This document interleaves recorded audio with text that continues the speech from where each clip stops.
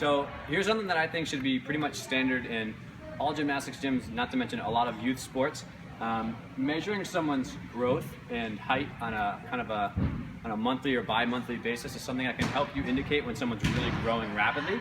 And that's a time when they're probably at risk of some overuse injuries, or things can go wrong because one, they're getting longer at a proportional rate, right? And the brain's trying to adjust for that. But two, the new cartilage that's being laid down is not as strong as the bone that's solid and matured. So this is something that I started doing last year, and now we're kind of getting a full cycle.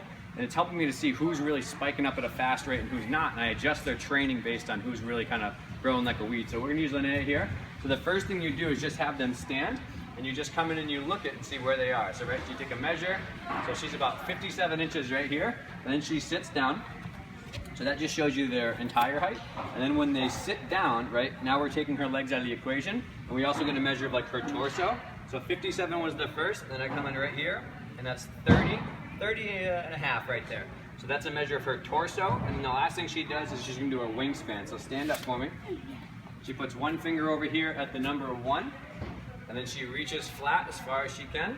And we measure this one too. So she's got about 56 here. So we have 57, her 30 something and a half, I think it was. I would write them down.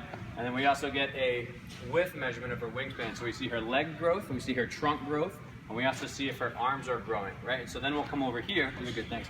Come this way, and we have a track.